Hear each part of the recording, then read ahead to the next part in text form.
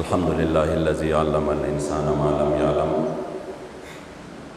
वस्सलातु वस्सलामु अला क़ासिमिल उलूम वल हिकम व अला आलिहि व सहबिहि सादातिल उरुब वल अजम। अम्मा बाद फ़अऊज़ु बिल्लाहि मिनश शैतानिर रजीम। बिस्मिल्लाहिर रहमानिर रहीम। क़ाल अल्लाहु तबारक व तआला फ़ी कलामिल मजीद व फ़ुरक़ानिहिल हमीद।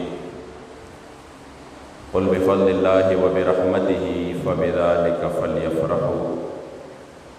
हुवा ख़ैरुम मिम्मा यजमऊन। सदक़ल्लाहु मौलानल अज़ीम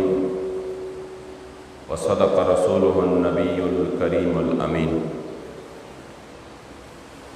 द महबूब दीदन द पारा ज़ महशर त खुशालेगम। द महबूब दीदन द पारा ज़ महशर त खुशालेगम च दिलबर पकिली देशी द महशर अख्तर ज़मादे। और द जानान प मेहमाने के द जानान प मेहमाने के बद ज़ड़ा वख़ी उरिते कड़म प मौला में द कसम वी यशफ़ी हुनर ज़मादे। मदीने मुनव्वरे के च ज़ैबा दिलबर ज़मादे। द फ़िराक़ पदर दो गम ये ज़ड़ पर हर ज़मादे। और पाक मुहम्मद मुस्तफ़ा द मुहम्मद अमीन महबूब दे प मौला मेरे कसम वी द सही खबर ज़मादे। ज़मा दिन ज़मा ईमान दे मुहम्मद टोल प जमवाए सल्लल्लाहु अलैहि वसल्लम। ज़मा दिन ज़मा ईमान दे मुहम्मद प माज़ियात लहद ग्रान दे मुहम्मद। और द ज़ड़ सर दस्तर गुतोर में तेरे नज़ार शाह द ज़ड़ सर दस्तर गुतोर में तेरे नज़ार शाह पवल्ला ज़मा जानान दे मुहम्मद। चितरसों में सा गर्जीगी प बदन के चितरसों में सा गर्जीगी प बदन के वजीफ़ा में प ज़ुबान दे मुहम्मद। और प मौला ख़ुरम कसम तबी बलाड शाह द ज़ड़गी ज़मा दरमान दे मुहम्मद। द मुहम्मद अमीन द ज़ड़ पर हर बजोड़शी द मुहम्मद अमीन द ज़ड़ पर हर बजोड़शी च आक़ाए मेहरबान दे मुहम्मद। टोल प जमा बांधे प मोहब्बत बाने दुरूद शरीफ हुआ है। अल्लाहुम्मा सल्लि अला सय्यिदिना व मौलाना मुहम्मदिन व आलिहि व इतरतिहि बिअददि कुल्लि मालूमिन लक। अल्लाहुम्मा सल्लि अला मुहम्मदिन तिब्बिल क़ुलूबि व दवाइहा व आफ़ियतिल अबदानि व शिफ़ाइहा व नूरिल अब्सारि व ज़ियाइहा व क़ूतिल अरवाहि व ग़िज़ाइहा व अला आलिहि व सहबिहि व सल्लम सलातन व सलामन अलैका या सय्यदी या रसूल अल्लाह व अला आलिका व अस्हाबिका या सय्यदी या ख़ातमन नबिय्यीन। ढेरों क़दरदानों मशरानों कशरानों द रब्बे ला यज़ाल और रब्बे बेनियाज लाख लाख शुक्रुन दी च मुंगा तासोए दुआनो जहानों द सरदार आकाए नामदार द ख़पल उम्मत गमख्वार द ख़पल करीम आका सल्लल्लाहु अलैहि व आलिहि वसल्लम प उम्मत के मोमिनान मुसलमानान पैदा को अल्हम्दुलिल्लाह। द रमज़ानुल मुबारक द इज़्ज़तुनो बरकतुनो द अजरुनो द रहमतुनो म्याश तेरा शवा और द अग म्याश द तेरे दो न पस द शव्वाल म्याश शुरू शवा और नन अवला उरज़ दा चगे ता द अख्तर उरज़ वेली शी। अख्तर च दा फितरी और तबई तौर बांधे या द खुशहाले उरज़ दा और द खुशहाले इजहार पदे उरज़ बांधे च दा सुन्नत ते खुदा खुशहाली द सब बारक के दा लगम द दगे पदे फ़लसफ़ा बांधे पोयोमा योदा से म्याश तेरा शवा च दागे अवलने आशरा चवा दा रहमत वा दागे द्वे माशरा चवा दा द मग़फ़िरत वा दागे द्रे माशरा चवा दा द जहन्नम न द आज़ादे वा द पागटोल म्याश के अल्लाह जल्ल जलालुहु द जहन्नम दरवाज़े बंदे कड़े वे द जन्नत दरवाज़े खुलव कड़े वे पागटोल म्याश के अल्लाह जल्ल जलालुहु सरकश शैतानान टोल तड़लियो और मुसलमानान च दे चिपकुम म्याश के अल्लाह बदवानो जहान सरदार मुबारक बांधे कम कुरान नाजिल करे दे चिपकुम म्याश के अल्लाह जल्ल जलालुहु आगा कुरान नाजिल कड़ो और चिदकम म्याश के अल्लाह मुंग लयोदा से शपरा कड़े वा चागे लैलतुल क़दर वही द क़दर शपा चिदागे यौ सात इबादत दागे लग इबादत अद ज़र म्याश तो द इबादत न अफजल और बेहतर हो چې په کومه میاشت کې د نفل ثواب هم په فرضو باندې و. نو چې کله دومره مبارکه میاشت تېره شوه چې په هغې کې مسلمانانو د نورو میاشتو په نسبت باندې رجوم الله ته ډېره وکړه او روجې ونیولې، سحر نواله تر د ماښام پورې د الله د رضا دپاره په ځان باندې لږې او تندې تېرې کړې او د الله پاک عبادت یې وکړ. نو چې کله دا دومره ښکلې میاشت تېره شوه او په هغې کې چې کوم د الله بندگان دي هغې مزدوري وکړه،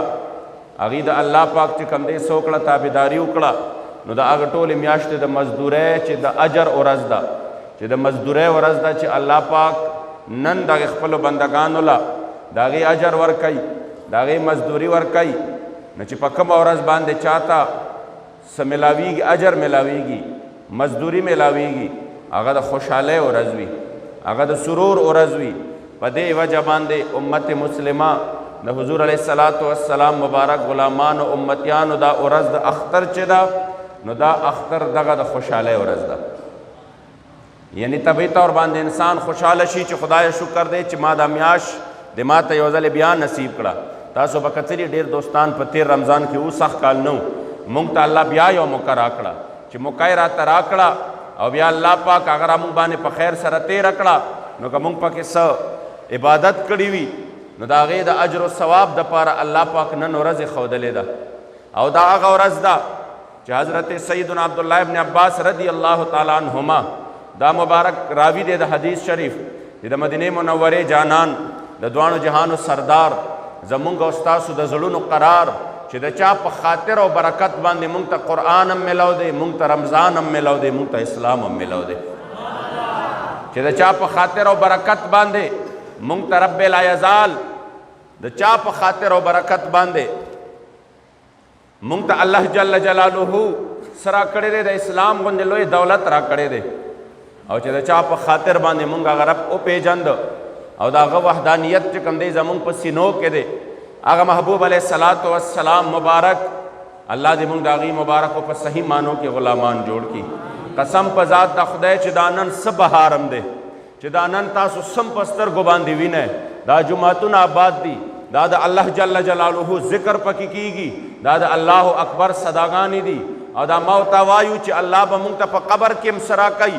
نجات راکوي، رڼا به راکوي، مونږ ته به په ورځ د محشر باندې هم راکوي. او مونږ نن کلمه د لا اله الا الله محمد رسول الله ویلې ده، برکت او خاطر د مدینې منورې د جانان مبارک دی. دا نن سره ده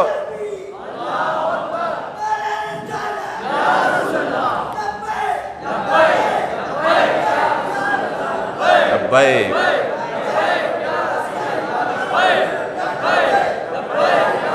نن سره ده دی چې په ما او تا چې کوم دی ګناهونه ډېر زیات دي، ناپ تول کې کمې ډېر دی.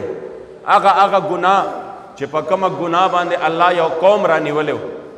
د یو نبي امت یې پرې رانیولی نو په چا باندې بره نه کاڼي ورولی،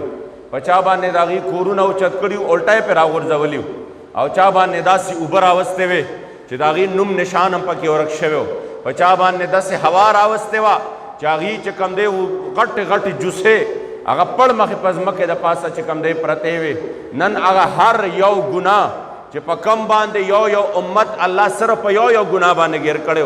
نن هغه ټول ګناهونه اجتماعي طور باندې په مونږ کې موجود دي، اجتماعي طور باندې د امت کې موجود دي، مګر نه الله کاڼي ورول، نه چې کوم دی الله پاک د کاڼو باران وکړ، نه دا ټول قوم چې کوم دی لاړه په یو ځای باندې تباه شو، نه چانه زما او ستا ګناهونه والله دا برکت دی د مدینې منورې د جانان چې زما او ستا د شکلونو نه خنزیران جوړېږي، نه بیزوګان او شادوګان جوړېږي، نه را باندې چې کوم دی هغسې اوبه راځي، نه را باندې هغسې عذاب راځي چې اجتماعي طور باندې د ټولو نوم نشان ختم کی، سره د دې چې ګناهونه موجود دي خو بیا هم په مونږ باندې الله هغسې عذاب نه راولي. دا برکت او خاطر د مدینې منورې د جانان مبارک دی. وہ جو نہ تھے تو کچھ نہ تھا، وہ جو نہ ہو تو کچھ نہ ہو، جان ہے وہ جہان کی، جان ہے تو جہان ہے. عبدالرحمن بابا فرمائی کہ صورت دا محمد نوے پیدا کڑے برب نو دا دنیا او کل جہان دا محمد پر ہوئی پیدا شو، محمد دے دا تمام جہان آبا په صورت کې آخرین دې پیدا شوه په معنا کې اولین دې د هر چا او نبوت په محمد باندې تمام شو نشته پس له محمد انبیا نو خدای یې مګاڼه بېشکه چې بنده دې نور کل واړه صفات دې پر اختیار او زه رحمان د محمد د در خاکروب یم که مې خدای مکه له دې در جدا د هغې مبارکو د خاطر الله په موږ باندې دومره ښکلې میاشت راوسته مینه را سره څومره وکړه په دې میاشت کې راله یو شپه داسې م راکړه صحابو په وړاندې د مدینې منورې جانان مبارک د بني اسرائیلو د یو عابد و زاهد تذکره وکړه صحابه کرامو د هغه عمر د هغه زهد و تقوا د هغه دومره چې کم دی قربانۍ د هغه دومره اعمال چې دې ته وکتل نو زمونږ وایي چې ډېر کم عمرونه دي زمونږ عمرونه خو سونو کلونو ته نه رسیږي زرګونو ته نه رسیږي مونږ خو ډېر کم عمرونه دي او په هغې کې هم که مونږ له 100 کاله عمر هم راشي نو په هغې کې هم څه ماشوموالي کې تېرېږي څو په ضعف او بوډاوالي کې تېرېږي څه نادانۍ کې تېرېږي نو دا دومره عبادات مونږ خدا حرص لرو چې مونږ عبادات ډېر وکړو ځکه د نورو امتونو نه الله مونږ له چې کم دی یو بیل مقام را کړی دی دې امت ته خیر الامم ویلی شي په امتونو کې د ټولو نه بهتر امت خو یاد ساته دا بهترواله په څه وجه باندې دی دا بهترواله په دې باندې نه دی چې دوی اعمال ډېر کوي دوی الله ته زارۍ ډېرې زیاتې کوي د دوی عمرونه ډېر زیات دي د دوی جسمونه او وجودونه ډېر اوچت اوچت دي نه د دوی عمرونه هم کم دي د دوی قد و قامت هم د هغې غوندې نه دی د دوی عمرونه او دوی ته وخت هم هغه عمره نه میلاویږي مګر دوی له چې الله کوم شرف او عزت ورکړی دی هغې بل یو نبي امت له نه دی ورکړی او هغه شرف او عزت دا دی چې مونږ ته الله جل جلاله خپل مشفق او مهربان د دواړو جهانو سردار د مدینې منورې کریم آقا مبارک غوندې هستی را کړې ده مونږ یې د هغه غلامان پیدا کړي او دا د حضور برکت دی دا د حضور مبارک خاطر دی د دې بیان په حدیث کې هم شته چې حضور فرمایي چې د سحر نه ماسپښینه پورې یو قوم عمل وکړه الله والا د هغې په بدل کې د هغې هم اجر و ثواب ورکړه بل قوم راغی یعنی یو قیرات یې وله ورکړه مزدوري بل راغی هغه د ماسپښین نه مازدیګره پورې چې کوم دی کار وکړه مزدوري وکړه الله جل جلاله والا امک عمره اجر و ثواب ورکړه چې کوم هغه اول سهار نه واله ماسپښین پورې یعنی هغه له هم یو قیرات ورکړه سره د دې چې ماسپښین نه مازدیګره پورې وخت کم و بل قوم راغې او هغې د مازدیګر نه ماښام پورې د مازدیګر نه ماښام پورې هغې چې کوم دی څه چل وکړه هغې د مازدیګر نه ماښام پورې عمل وکړه چې دا ډېر لږ وخت دی مګر الله پاک دوی له 2 قیرات اجر و ثواب ورکړه حضور فرمایي چې نصاراو عیسیانو یهودیانو الله پاک ته ووایي چې خدای پاکه دا څنګه چل دی دا څنګه چل دی دا خو مونږه سهار نه ماسپښینه پورې عمل وکړه یو قیرات همدارنګې ماسپښین نه مازدیګره پورې بیا هم یو قیرات او امت محمدي صرف د مازدیګر نه ماښام پورې هغې له 2 قیراته وی الله ورته وفرمایل چې تاسو سره خو ما بې انصافي نه ده کړې که نه یا الله بې انصافي خو دې نه ده کړې پوره اجر و ثواب دې را کړی دی خو هغه زیات دې هغې له ولې ورکه وی رب العزال ورته وفرمایل چې دا خو زما کرم دی دا خو زما مهرباني ده دا خو زما خوښه ده چې د خپل محبوب علیه السلام د دواړو جهانو د سردار د خاطره زه د هغه امت سره مینه و محبت کوم هغه مدینې منورې جانان مبارک فرمایي وایي چې کلم دا میاشت راشي الله جل جلاله د ملایکو په مجلس کې الله ملایک راولیږي او دوی په دې لارو کوڅو کې چې کوم دی خوري شي دوی په دې غیر چاپېره لارو کوڅو کې خوري شي او زیری ورکوي چې راشه د الله جل جلاله رحمت طرف ته راشه د ادګاه طرف ته د الله جل جلاله رحمت طرف ته چې دا چې کوم دی څوکي الله تاسو له خپل رحمت کې ځای درکړي نو بیا څه چلو شي عزتمندو توجه غواړم وی بیا رب العزال ملایکو ته وایي چې څوک پوره مزدوري وکړي یو میاشت پوره مزدوري وکړي نو زما ملایکو هغه له څه ورکول پکار دي ملایک عرض وکړي یا الله پوره مزدوري وله ورکول پکار دي پوره اجر وله ورکول پکار دي رب العزال فرمایي زما د په خپل عزت او جلال باندې قسم وي چې دا کوم خلک نن ما ته راغونډ شو او نن راغلل او دی په رمضان کې چې کوم دی زما څه وکړه بندګي وکړه دی به داسې حال کې واپس کیږي داسې حال کې به دی واپس کیږي چې د دې د واپس کېدو نه مخکې چې د آخرت په باره کې د دوی دپاره څومره سوال دی زما نه وکړي هغه ټول سوالونه به هم قبلومه او که د دنیا په باره کې رانه سوال وکړي نو زه به د دې بلایې او خیر ته ګورم که د دې پکې خیر وي جولی به یې د خیر نه ډکوم او آخرت به هم د دوی بیړه پار کوم د دې د تلو نه وړاندې دا عزتمندو د الله پاک کرم دی په مونږ او تاسو باندې نن عزتمندو مکه ورځ ده چې الله پاک چې کوم دی د امت له د قوم له څه ورکوي مزدوري ورکوي نو د هغې په وجه باندې دا اختر دی دا چې کوم دی طبعي خوشحالي ده انسان ته فطري طور باندې چې کله څه ورته میلاویږي هغه خوشحالۍ خو د دې خوشحالۍ نه چې کوم دی مقصد دا نه دی چې انسان دا خوشحالۍ کې څه چلو کي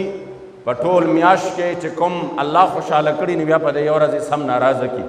او شیطان چې ټوله میاشت کې بندو په دې یو میاشت باندې هغه په دې یو ورځ کې بیا هغه ټولو خبرو کې کامیاب شي الله دې موږ د اختر د داسې ورځې نه وساتي چې په هغې کې موږ شیطان خوشحاله و بابا جي مبارک چې 56 کې تللی نو هلته نه چونکې ایثار شوی و ډېر زیات پکې منځ کې اختر هم راغلی وې نو هلته نه د اختر مبارکي رالیږلې ده او د اختر مبارکي څنګه رالیږلې ده زه تاسو ته صرف ورکوټ شان جلک بیانوم عمر فاروق رضی الله تعالی عنہ مبارک امیر المؤمنین دا مبارک د اختر په ورځ باندې خپل چې کوم دی ملګري صحابه راغلل مبارکي ورکوله چې وې کتل دروازه بند او دا مبارک جاړي چې کله جاړي صحابو تپوس وکړه قربان نن جړه ورځ نه د اختر د مبارکۍ له خلک راغلي دي تاسو ولې جاړئ دې مبارک ورته فرمایي چې جاړه ځکه چې دا کم عبادت ما کړی دی نن د هغې بدل و الله پاک ورکوي د هغې مزدوري به ورکوي نو زما په زړه کې دا دي چې هسې نه که الله پاک نن دا ووایي چې ستا دغه عمل اډو ما ته قبول نه دی نو بیا خو زما ورځ نننۍ ورځ د اختر ورځ نه ده بیا خو زما دپاره نن د تباهۍ ورځ ده قدردانو یو خبره د زړه کې واچوم چې دا د حضور صحابه بیا په صحابو کې دا خلفای راشدینو کې د حضرت عمر فاروق رضی الله تعالی عنہ مقام او مرتبه هغه وه چې زما جانان مبارک فرمایي چې د حضرت عمر فاروق نیکی چې دي دا د اسمان د ستورو نه هم زیاتې دي او د هغه اعمال چې وو دا مقبول الله پاک په در کې قبول د هغې اخلاص د هغې محبت د هغې تقوا د هغې پرهیزګاري هغه صحابه چې د هغې د عظمت نظار شم چې د کومو صحابو نه څه خطا شوې ده هغه هم د امت دپاره د امت دپاره باعث د خیر جوړ شوي دي هغه صحابي چې کوم دی څه کوي زه د دې نه یریږم دا موت ته درس ورکوي چې په دې ورځ باندې باغي نه شي په دې ورځ باندې په هوا نه شي په دې ورځ باندې د رمضان هغه دومره ښکلي ساعتونه هیر نه کې په دې ورځ باندې م الله جل جلاله یاد کا او د هغې اجر تېنه وغواړه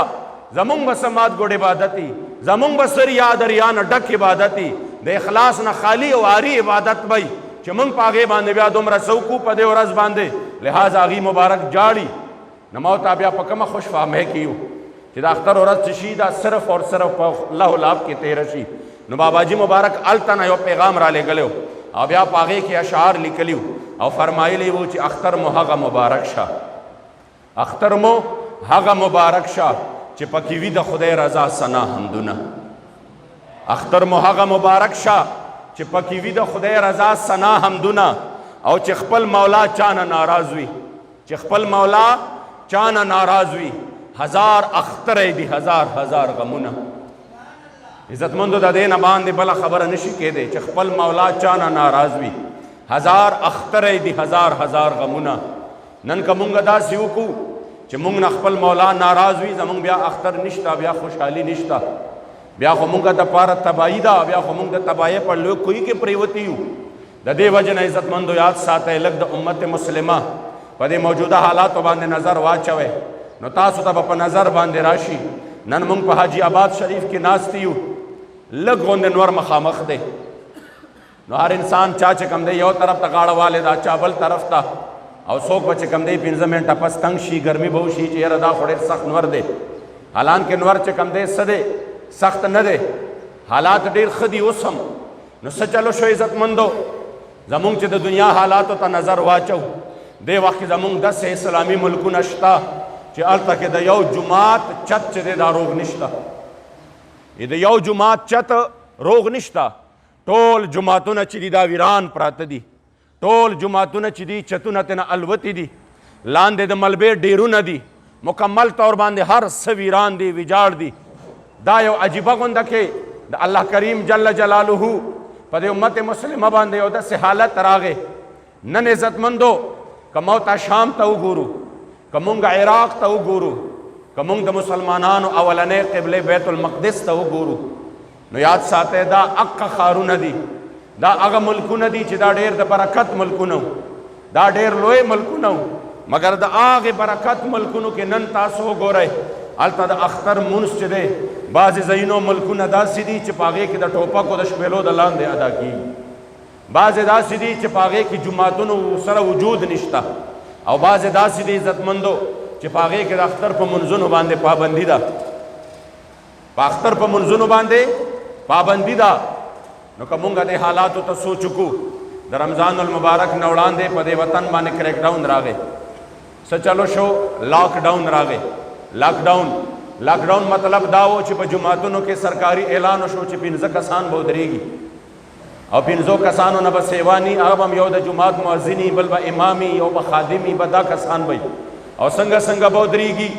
سوشل ډسټنس به ساتي مطلب دا و چې یو دلته ودرېږي بل به هغلته ودرېږي چې بل دغلته ودرېږي بل به هغلته ودرېږي او دا به لرې لرې د یو بل نه ودرېږي ماسکونه به یې اچولي وي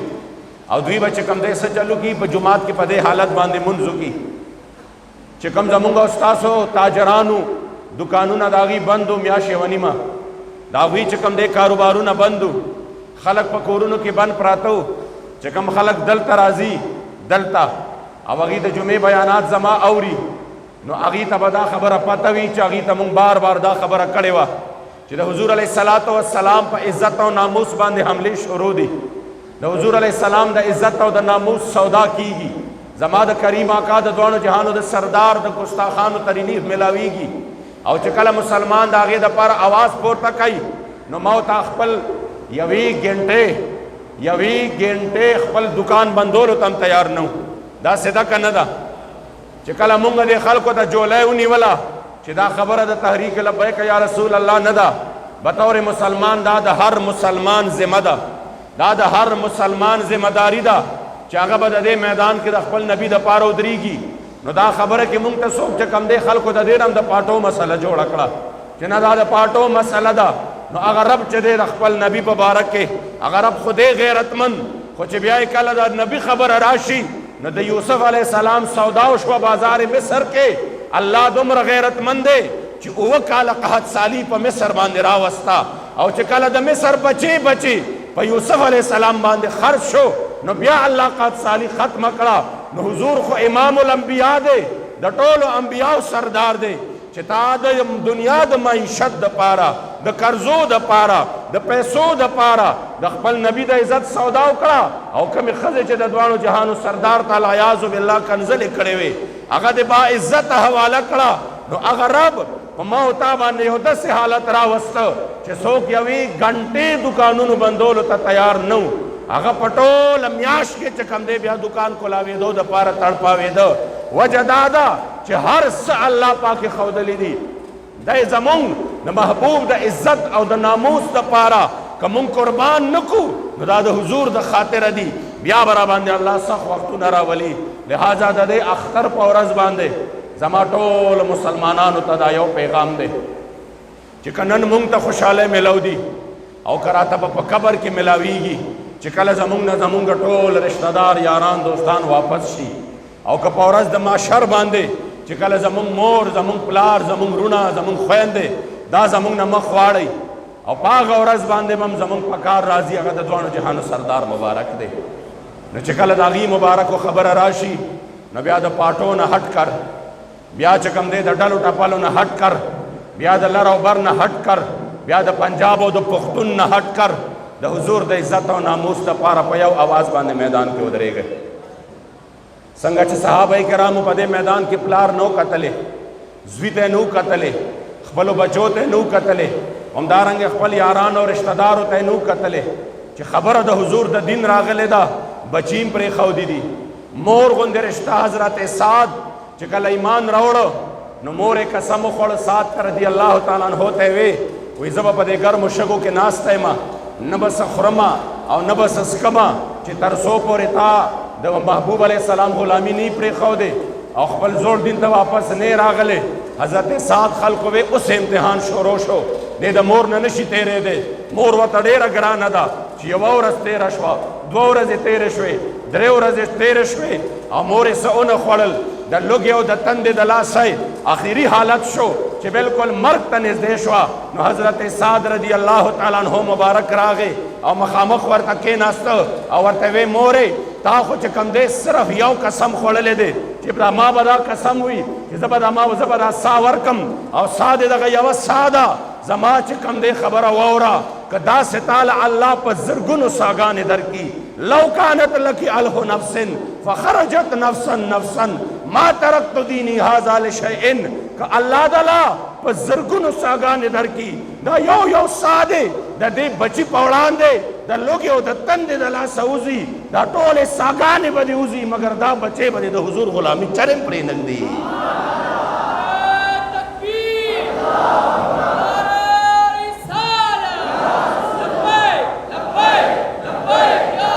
الله لبیک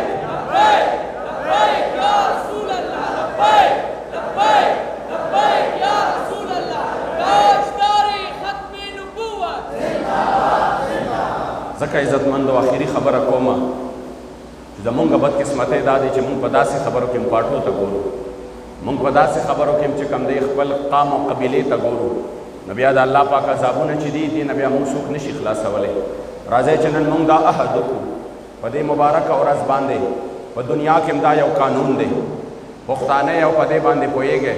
چې چاته د چا د خاطره څه ملو شوي بیا د هغه قدر کوي، د هغه کوڅې له ورځي، د هغه سلام کوي. دا سده کده ده معمولی غوندې راته څوک نوکري وګوري د دنیا نوکري، یاره لاره کوڅه پخه کړي، یا راته یو ټرانسفرمر ولګوي، یا را سره تاڼه تحصیل وکړي، منډه را سره ووایي، نو بیا زمونږ څه چلي؟ بیا مونږ ورځو او د هغه سلام کوو، د هغه له چې کوم دی خواله ورځو، د هغه د در سلام کوو. عزتمندو زه تاسو نه د یوې خبرې توجه دې طرف ته زه د نه یوې خبرې تپوس کومه چې د حضور نه زیات احسانات په مونږ باندې د بل چا شته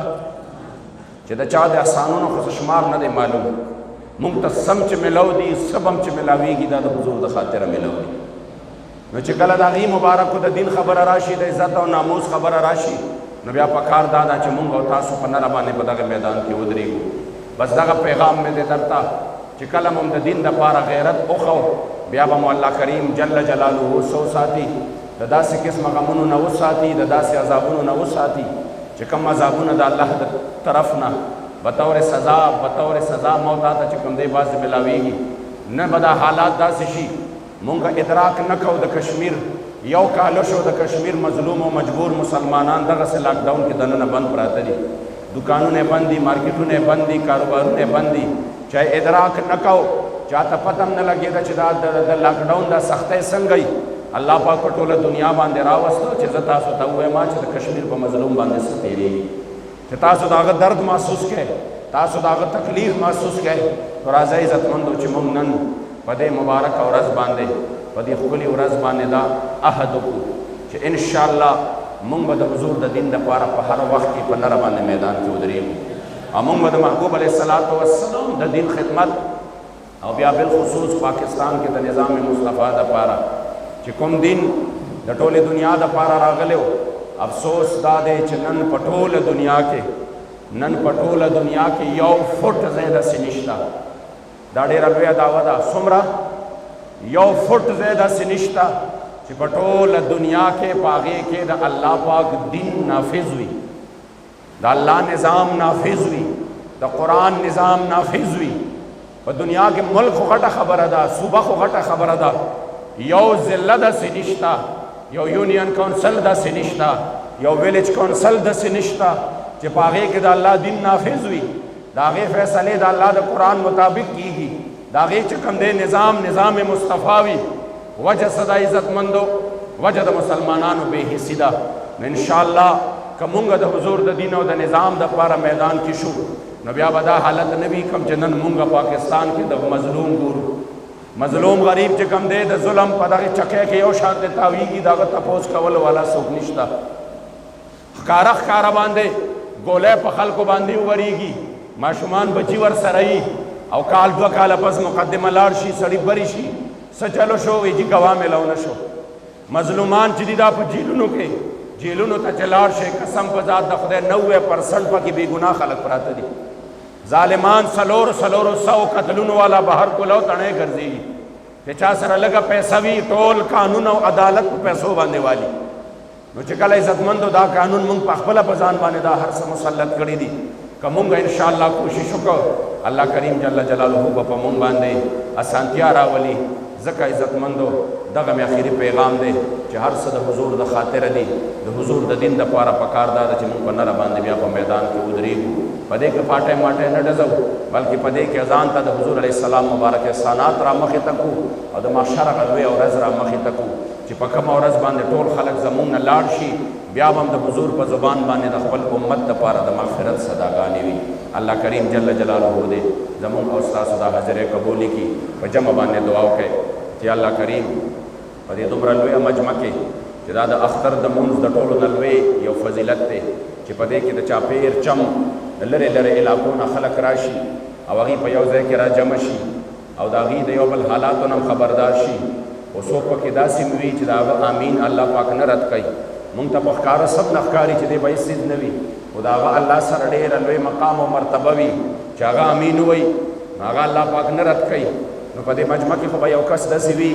چې د هغه امین به الله پاک قبول کړي او د هغه په برکت به زموږ د ټولو بیړه پار شي. نو ډېره غټه چې کوم دی اجتماع ده او نن سبا یهودو د دې اجتماع د دې داسې اجتماعیت دپاره ټوله لوبه راغستې ده چې مسلمانانو د اجتماعیت ختم شي او بیا مونږ خلک د هغې سازش شکار شو. ځای په ځای باندې ورکوټو جوماتونو کې د اختر منځونه هم شروع کړو. جمعه خو پرېږده د اختر منځونه هم شروع کړو. په ایمان ووایه چې د اختر په مانځه کې 100 کسه ولاړي نو دا د اختر د مونځ چې کوم دی څه په مزه او فلسفه یې حقه ده نه. ځکه عزتمندو په کار دا ده چې مونږ په داسې محافلو کې په داسې وختونو کې دغې خپل اسلامي فلسفې ته ګورو. الله کریم دی د دې ټولې مجموعې جوړی د خیر نه ډکې کړي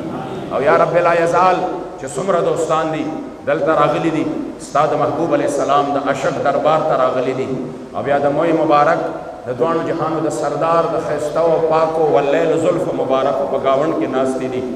او هغه زلف مبارکې چې عبدالرحمن بابا فرمایي که یو ځل د خدای زلفې په لاس راکړې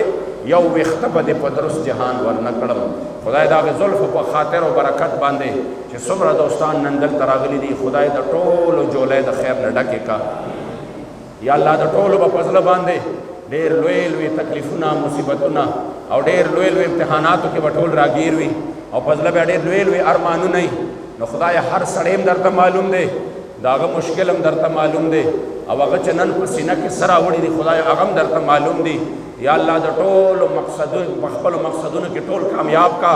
او ټول د مشکلاتو نه را بهر کا تکلیفونه آسان کا. یا الله کریم جل جلاله په دین اسلام باندې ټولو ته استقامت نصیب کا. پاکستان باندې خدای د اسلام جنډه نور هم بلند کا. یا الله کریم د اسلام رڼا پکې راوله چې چا په دې وطن کې د اسلام مخې نیولي دي خدای د خپل حبیب په خاطر باندې یا الله د بدې او سپېرې ورځې سره مخامخ کا.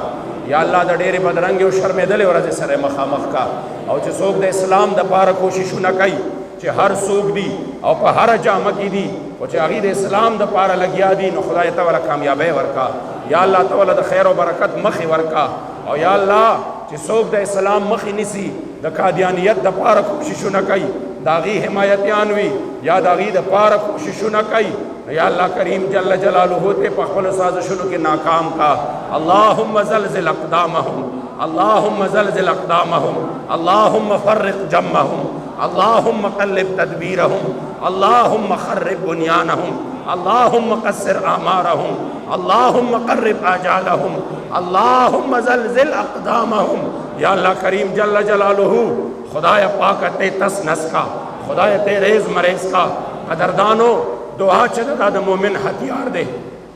د تورے او د دې ټوپک نه پس دا ظاهری ہتھیار دے باطنی د ټولو نه لوی ہتھیار د مومن دعا دا په جمع باندې دعا وکړي چې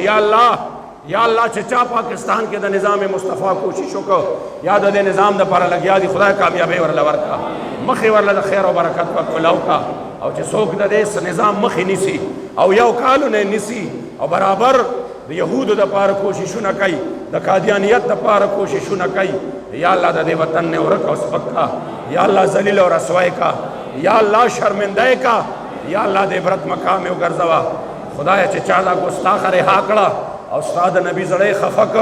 یا الله تر نسلونو پورې خفقا خدای دلگیر کا د عبرت مقام یو ګرځوا مونږ ته خدای په دې خپل د دنیا کې په دې سترګو باندې مکا دغه د عبرت چې کم دی چې نشان جوړ کې مونږ ته وښایا زمونږ سینې خدای د هغه په ذلت او رسوایۍ باندې یخې کا او یا الله زمونږ په سینو کې د خپل نبی سره د عشق او وفا جذبه را بیدار کا عزتمندو د زړه د اخلاص امین وایه یا الله الله کریم جل جلاله نه په داسې انداز باندې غواړی چې خدای ته مو رب بل رب مو نشته خدای که مونږ ډېر ګناهګار یو او ستا نه مونږ د غوښتو قابل نه یو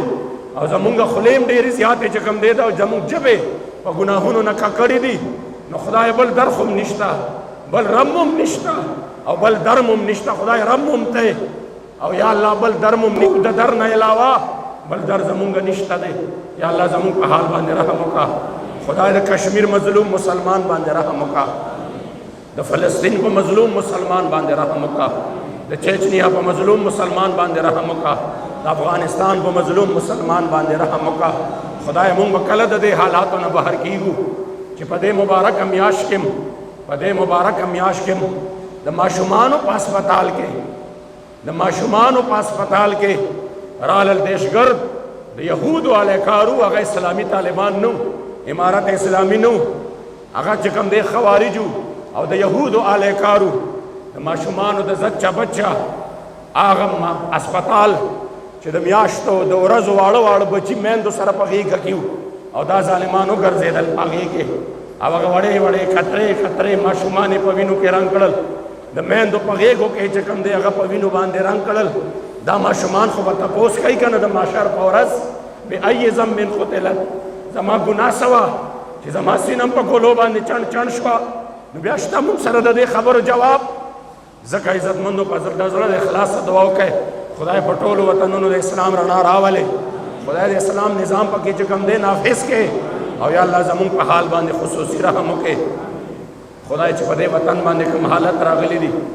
یا الله که سازش دی که عذاب دی که هر څه دي خو مونږ یې دومره وایو چې خدای ستا طرف نه یو لوی ګرفت دی یا الله کریم مونږ د دغې امتحاناتو نه وساتې خدای مونږ د دې وبایي امراضو نه وساتې یا الله ټول مسلمانان دې نه وساتې خدای دا په کفارو باندې مسلط کې دا د دین په دشمنانو باندې مسلط کې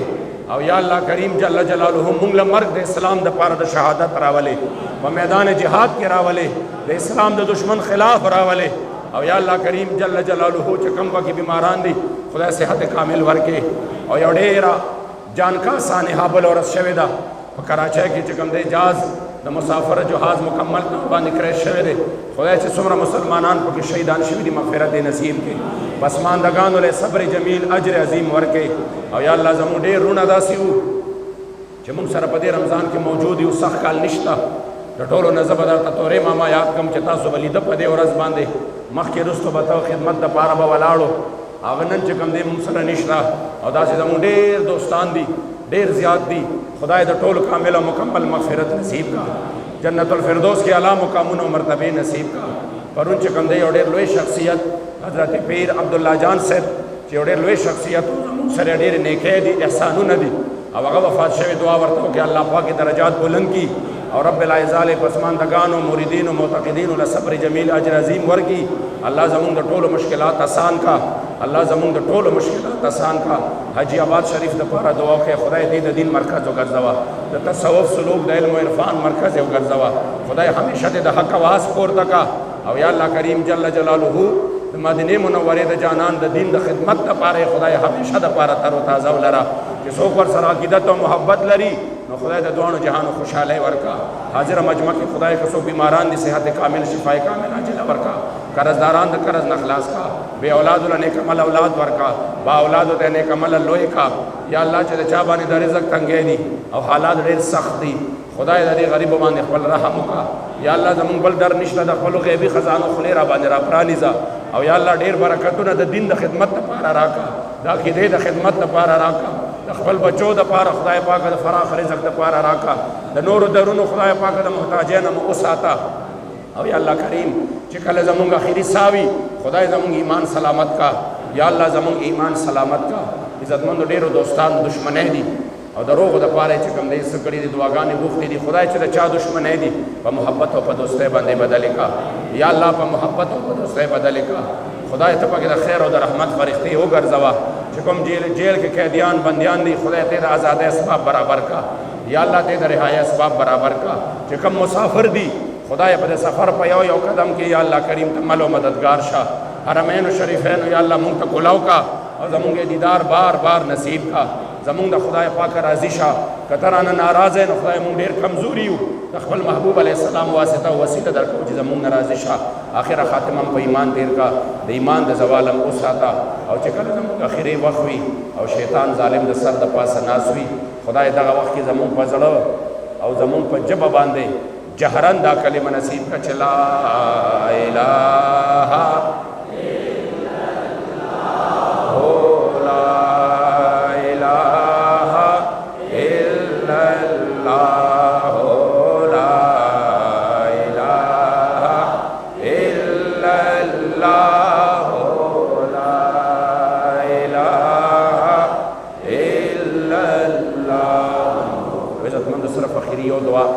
دلته متکفین ناستو الحمدلله سلو پورې کسان ناستو سخت عالم